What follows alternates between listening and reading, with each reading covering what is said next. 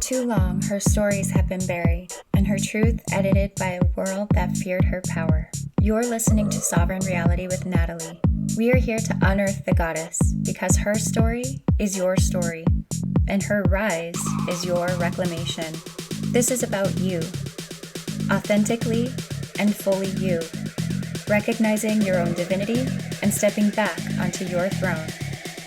Because the world doesn't need you quiet, babe. Boss ass bitch.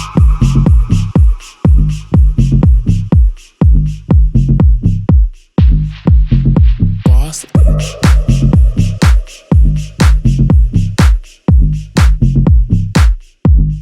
Boss ass. Welcome back, loves. Today we are entering one of my favorite parts of Mary's Gospel. The moment where the veil thins and the soul steps into that in-between place, that wilderness between worlds. And this is where the text shifts from teaching about the path to showing the inner landscape of it. And honestly, it's stunning. It's raw, and it feels a little bit like peeking over Mary's shoulder as she maps the climb. So as with all of these chapters, chapter 8 is also missing pages, much to the surprise of nobody. And it begins with ... it and verse 10. So it's verse 10 through 24, so there's only 14 verses, pretty short chapter. But I'm going to do my best to set the scene for us. And then I'm going to read through each of the verses. I'm going to kind of talk about them, break them down metaphysically, of course, and we're just going to kind of riff a little bit about this, okay? But right now, basically what's happening is Mary is describing a vision, a mystical ascent, where the soul is rising upward, layer by layer, and meeting what the text calls powers. Now, when you hear that word, I encourage you not to think of the word powers as like monsters or demons or external beings. Okay, we're thinking archetypes. We're thinking more like voices, not like, Mary was like belonged in a psych ward or anything, but more like these energies inside of us that can cling or pull or insist, question, seduce, or challenge us when we are trying to rise, right? To put it in tarot language, we could think of it as the devil card. So it's not the actual devil. These powers are not obstacles in a cosmic hallway. They are reflections of our inner thresholds. So again, we are not taking any of this literally.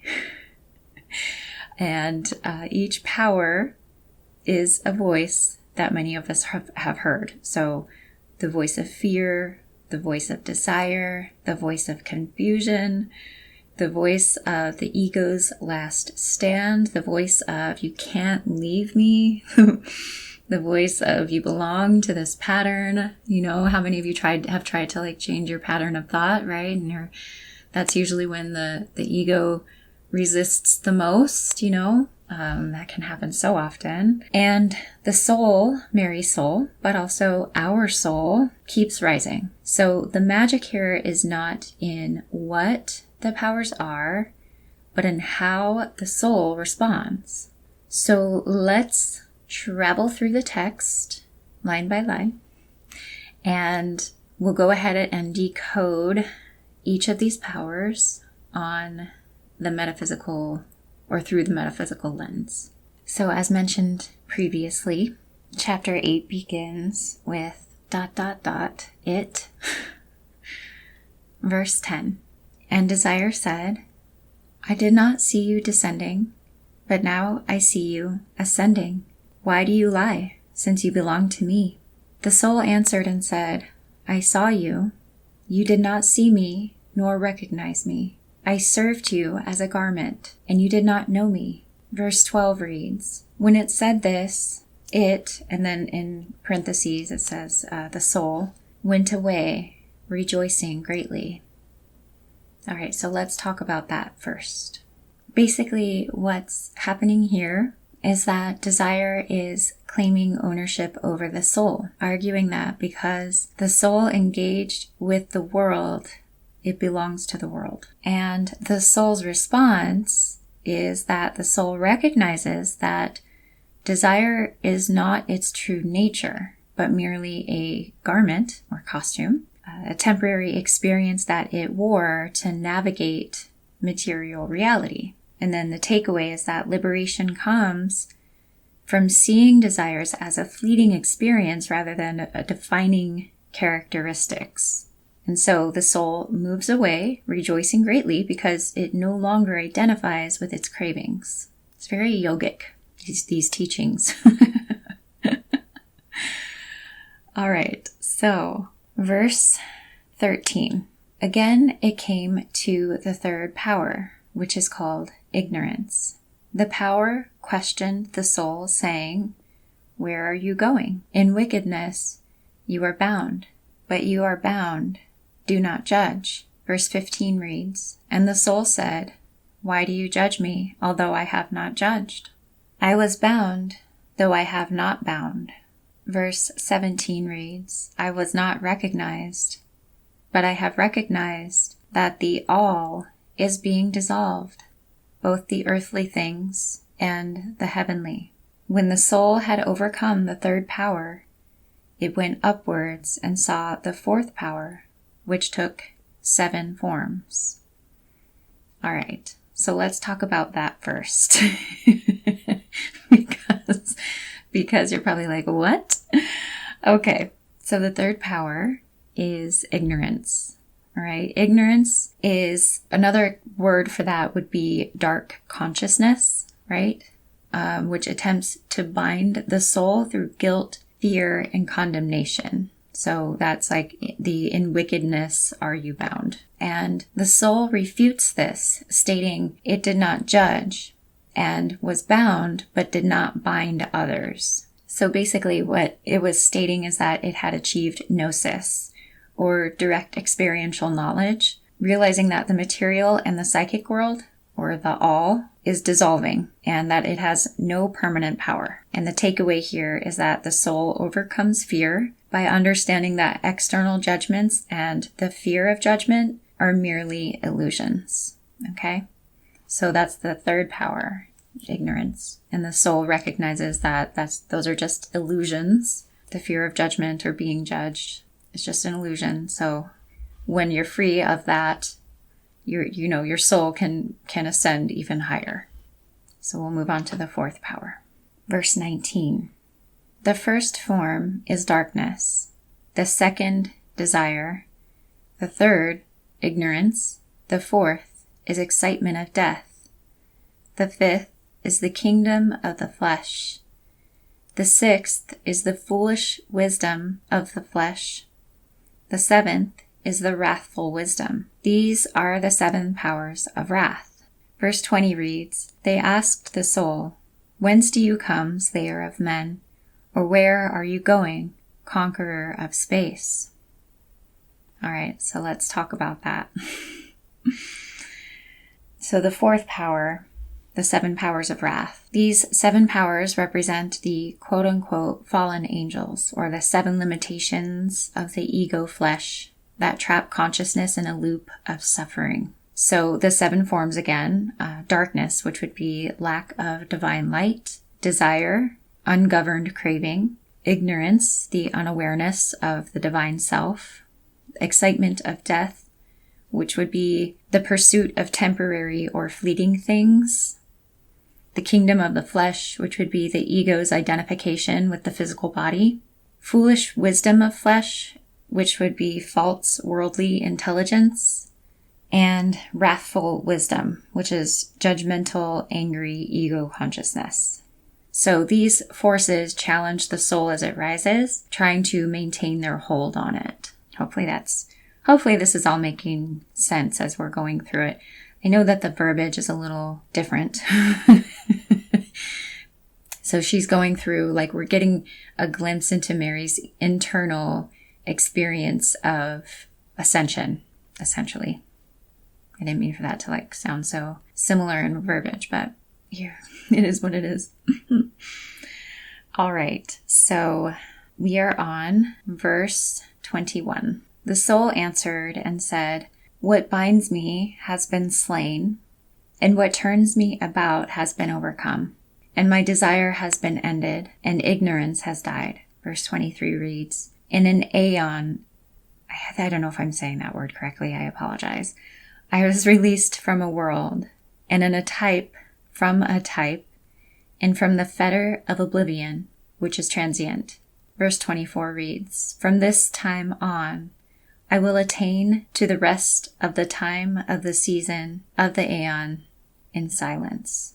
So that's the end of chapter 8. So let's talk a little bit about that. So though verses 21 through 24 is the liberation and the final ascent. Basically, the soul proclaims victory here. The desire is ended, ignorance is dead, and the fetter of oblivion or forgetfulness of its divine origin is broken. So Mary essentially remembers who she is, right? She's divine in human form. And the soul moves from being part of a quote-unquote type or temporary material form to the true type, the divine image. And then the final state is the rest of the aeon in silence. This indicates a return to the fullness of the divine, the state beyond words, duality, and egoic noise.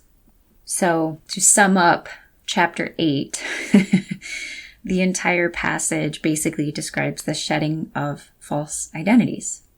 Darkness, desire, ignorance that the soul wears, ultimately allowing the conscious self to realize it is not bound by the material world or its egoic limitations. So I found chapter 8 to be extremely fascinating. First and foremost, that these teachings came from a woman well before any man had a hold of them to share these things. You know, I learned about ascension basically through yoga and the yogic teachings, and I'm grateful for all of those teachings, right? But let's be honest, a lot of that stuff came from men going into caves, men going and doing these things. And so for me, hearing this teaching that was actually from a woman who spent time in a cave long before a man did it was kind of refreshing.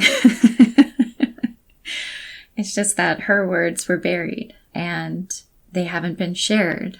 And she was villainized because she was a woman. And it wasn't acceptable for her to have a voice. And, you know, from what I understand, just based on the channeled teachings that she shared with Tom Kenyon, and who knows, again, like I mentioned in her episode, in her Mary Magdalene episode, on if you listened to it, you know, she might have been doing yoga. She might have been, well, if meditation, she was already doing yoga, but she might have been doing breath work. And I don't know, I get the sense she was doing a lot of Kundalini type of things. She wore a gold snake on her arm. You know, I find that quite interesting. So I don't know. I don't think any of us will really know. It's unfortunate, but it still fascinates me nonetheless. And I think what I want to say about this teaching, probably more than anything, or about any kind of teaching that we are sharing when it comes to ascension, is that in my experience, ascension happens when we can integrate our shadow, not bypass it. So what do I mean by that? I love these teachings. I agree with these teachings. I agree that we are a divine being in human form, but I also think that we live in a much different time than back then. I do also think that we have access to therapy. I think it's important that we are able to heal unresolved traumas, that we are able to, and I write this in my book, Girl, You're a Queen. I wrote it back in 2021. I do a lot of mirror work with that. Carl Jung, a lot of his stuff, you know, what irritates us and others is a reflection of what's going on inside of us. And you know, a lot of us do have a lot of shadow that we are not quite aware of. So when we can look at that honestly, take a look at it very honestly, because I talk about in my book my own experience of looking at my own narcissistic tendencies. And now I say this as well. I'm not labeling myself as a narcissist because I think that also gets tossed around way too much in society. But we all have narcissistic tendencies. Every single human being has them. How far on that spectrum you go is anybody's guess. But if you're willing to look honestly at yourself, truly honestly at them, and you can look at where on that spectrum you fall, and you can say, oh yeah, I have a tendency to do that. You can have overt narcissism. You can have covert narcissism. Again, tendencies. I'm not saying you are narcissist. Please don't quote me like that. Okay. But I have been able to do those things, right? And it hasn't been easy. I don't love it. I'm not like, oh my God, it's so much fun looking at that stuff. It's so much fun looking at the ways that I have shown up and like been maybe emotionally abusive or hurtful toward somebody I was dating at one point, not at all. It's awful. Now, do I understand where that stuff came from? Yes. Do I have compassion for the little girl inside of me that was massively neglected, rejected, invalidated by the people who should have loved her the most? Yes. Is it anybody else's responsibility now to heal those things inside of me?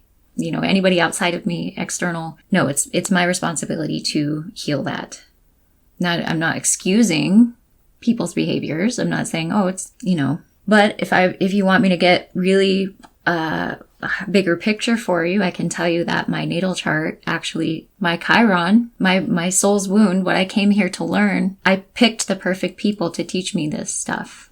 I picked the perfect people to have my perfect parents.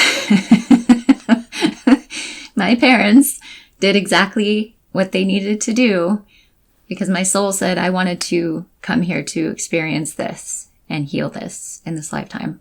Some people aren't ready to go there though. Okay. So there's layers, right? There's all kinds of layers. There's psychological, there's like all these different layers that we have to look at.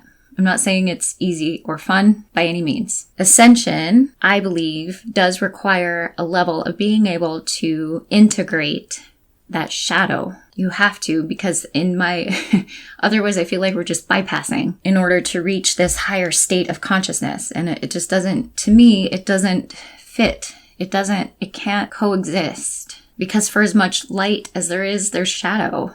And there has to be a way to do both. For a whole person to exist, you've got to be able to hold both within yourself. I didn't mean to just like go off on that whole like side note there. And what I said, I don't know if that made sense. I will listen back and when I edit this and see how it goes. But a lot of these powers come from old traumas, old wounds. We pick these up through patterns and through, not patterns, through learned behaviors, through this is what got me love. This is what, conditioning, things like that. So we have to be able to, I feel like we have to be able to deal with them, understand where they came from, integrate them before we can move past them or release them. Does that make sense? I hope it does. It's hard to know. I can't see you. Maybe you're nodding along. Or you're giving me a really weird look. I'm used to both. Anyway, so if you are listening to this, I do invite you to treat these powers a little bit like mirrors, okay? I'm going to ask you right now, which one of them feels the most familiar to you right now? And keeping in mind that this could change any day, time, year, depending on where you are in your life. Like 1 minute you could be listening to this and it could be desire that's speaking the strongest to you right now. Or you could listen to this at another time and it could be judgment speaking to you the strongest right now, right? Wow, my voice, right? So just like, I encourage you not to overanalyze it. Just sit with it for a second. Like, yeah, which one is it for me?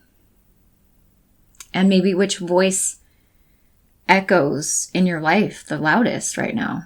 I've found a lot of times that the people Sometimes the people who are like, saying the things like very loudly are the ones that might be speaking my subconscious thoughts. I hope that made sense too. So again, try not to overanalyze. I just invite you just to notice them. And of course, just remember that the powers do not ever stop your soul. Ever, ever, ever. Okay? They reveal what the soul is rising from, or what the soul is ascending through. That's all. That's all they do. So as we move out of this chapter, I just want you, or I invite you to hold this image. Your soul, steady and luminous, rising through the layers of its own becoming. This is Mary's teaching. This is her map. And again, ascension is not ever about escaping life. It's truly only about seeing what's holding you back. And as long as you are here on earth, because we are all one, you are never climbing alone. And because you are a soul in a human body, you were never meant to stay small. And if today's episode stirred something inside you, share it with a fellow goddess, a soul sister, or a babe ready to rise. And be sure to follow me for more Sacred Rebellion on TikTok and Instagram at Sovereign with Natalie. And follow me over on YouTube for some somatic and embodiment practices at Sovereign with Natalie. And for deeper resources and free rituals, I invite you to sign up for my email list at sovereignsanctuary.space. And I invite you to join me for the final chapter of this Magdalene arc. This is the moment where everything we've been unraveling finally clicks into place. So come sit with me one last time in this temple of remembrance, and let's cross that threshold together. Until then, stay sovereign. Boss ass bitch. Thank you for walking with me today. Remember, the goddess isn't a myth you're learning. She is a power you are remembering. So go out into the world today and take up your space. Don't filter your truth, and don't apologize for who you are. I'm Natalie, and this is Sovereign Reality. Be bold and be authentically and fully you, because the world doesn't need you quiet, babe.